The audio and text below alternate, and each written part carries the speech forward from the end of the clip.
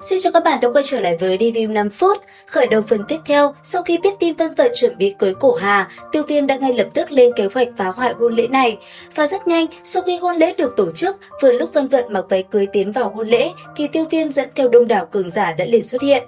Bởi vậy, một cuộc khẩu chiến giữa anh ấy và Vân Sơn cũng liền diễn ra.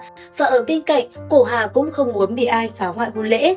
Bởi vậy mà ngay lập tức, hắn ta đã liền cùng với Tiêu Viêm khẩu chiến, để rồi sau đó, một cuộc đổ ước đã liền diễn ra. Có thể nói, cuộc chiến giữa hai người cũng là hết sức căng thẳng. Tuy nhiên, trong vòng 10 chiêu, Cổ Hà vẫn bị Tiêu Viêm đánh bại. Bởi vậy, Cổ Hà chỉ đành gập gùi rời đi mà thôi. Còn Tiêu Viêm, sau khi loại bỏ được Cổ Hà, cuộc chiến giữa anh ấy và Vân Lam Tông cũng bắt đầu.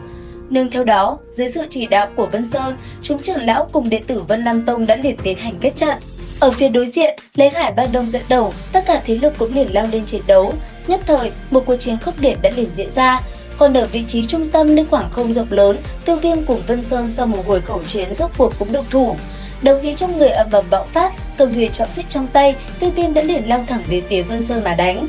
Trong khoảnh khắc hai người va chạm, những tiếng vang như sấm sét nhất thời vang vọng, kinh khí không ngừng bắn ra làm nơi đây rung động kịch liệt. Thế nhưng trước tốc độ của Vân Sơn, Tiêu Viêm vẫn có chút chậm hơn hắn. Bởi vậy, sau một hồi giao chiến, sau lưng Tiêu Viêm, hai cánh đột nhiên biến đổi.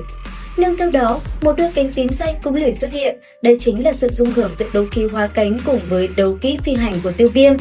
Bởi vậy, tốc độ của Tiêu Viêm lúc này là vô cùng kinh người. Cầm huyền trọng xích, anh ấy cũng liền như tia chớp bổ xuống đầu Vân Sơn. Tuy nhiên, Vân Sơn cũng rất nhanh đã né tránh toàn bộ huyền trọng xích. Có thể nói, mặc dù chỉ là mở màn, thế nhưng chiến đấu vẫn vô cùng đặc sắc. Và rốt cuộc, sau một cuộc chiến đấu, Tiêu Viêm cuối cùng cũng đả thương được Vân Sơn. Bởi vậy, Vân Sơn đã phải thi triển ra thực lực thật sự. Nương theo đó, từ trên người hắn ta, một cỗ năng lượng ầm ầm bạo phát, khí thế kinh khủng khiếp bạo dâng làm dị tượng bao phủ khắp đất trời. Ở phía xa, cảm thụ được sát ý từ trong cơ thể Vân Sơn lan tràn ra, sắc mặt của mọi người cũng trở nên ngưng trọng. Còn Tiêu Viêm, anh ấy cũng không dám lưu thủ, từ trên người, dị hỏa cũng ầm ầm bạo phát, sau đó bao phủ toàn bộ xung quanh, khiến nơi đây trở nên nóng rực. Thấy vậy, Vân Sơn cũng có chút kinh ngạc, ngay lập tức thân thể khẽ động, sau đó tốc độ kinh khủng để lại tàn ảnh đã liền xuất hiện áp sát Tiêu Viêm. Bởi vậy, cầm huyền trọng xích, Tiêu Viêm đã liền đón đỡ, trong khoảnh khắc va chạm, không gian như bị xé rách. Sau đó, huyền trọng xích cũng bị văng ra xa. Bởi vậy, trước thủ trảo của Vân Sơn lao tới, Tiêu Viêm đã ngay lập tức phải dùng quyền đón đỡ. Cuối cùng, sau một vài đòn toàn lực chống đỡ, Tiêu Viêm rốt cuộc cũng không chịu được mà phải lùi lại phía sau. Bởi vậy, Tiêu Viêm đã không còn nhẫn nhịn được nữa. Nhất thời, đấu khí ầm ầm bạo phát, huyền trọng xích trong tay Tiêu Viêm đã nổi lên một màu xanh thẫm. Sau đó, khi đấu khí hoàn toàn ngưng tụ, một chiêu dưới phân vệ lặng xích mang theo cỗ lực lượng kinh khủng đã liền đánh ra. Ở phía bên kia, một chiêu đại bi tê phong thủ cũng liền đánh thẳng về phía trước, đón đỡ công kích của Tiêu Viêm. Trong khoảnh khắc va chạm, đất trời như rung chuyển, dị lan tràn làm nơi đây xuất hiện những vết rách. Thế nhưng khi kinh khí còn chưa tan đi, thì ở bên trong đó, lấy tốc độ như tia chớp, Tiêu Viêm đã liền lao thẳng về phía Vân Sơn lại một lần nữa công kích. Thấy vậy, Vân Sơn cũng ngay lập tức đón đỡ. Tuy nhiên, trong khoảnh khắc hai người chuẩn bị va chạm, phía sau Vân Sơn, một vị lão nhân lại đột nhiên xuất hiện.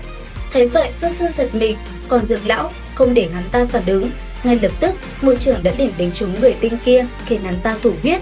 Sau đó, thân thể hắn ta có thể bắn thẳng xuống mặt đất. Còn ở phía xa, chứng kiến vị lão nhân xuất hiện kia, mọi người cũng phải kinh ngạc. Thấy mọi người như vậy, thanh âm Dược lão đột nhiên vang lên nói: "Đệ tử của ta đâu thể để cho ngươi tùy ý làm can. Ngươi cũng chỉ là một đấu tông còn con mà thôi. Nếu là năm đó, bản tôi chỉ cần nói một câu, Vân Lam Tông của ngươi chắc chắn sẽ bị xóa tên khỏi đấu khí đại lục." Nghe vậy, Vân Sơn có chút giật mình, các xưng hô này chỉ có đấu tôn cường giả mới có tư cách xưng hô như vậy. Tuy vậy, hắn ta lại không sợ hãi chút nào, bởi vì ngay sau đó, phù hộ pháp của hồn điện thấy sự xuất hiện của một linh hồn thể đã liền xuất hiện. Lúc này, cuộc chiến lại một lần nữa trở nên gay cấn hơn rất nhiều. Lấy lực lượng mạnh mẽ, Dược lão đã liền cùng vụ hộ pháp giao chiến. Còn Tiêu Viêm, anh ấy cùng Vân Sơn lại tiếp tục cuộc chiến của mình. Và liệu rằng kết cục của cuộc chiến sẽ như thế nào? Theo dõi kênh để biết thêm chi tiết nha!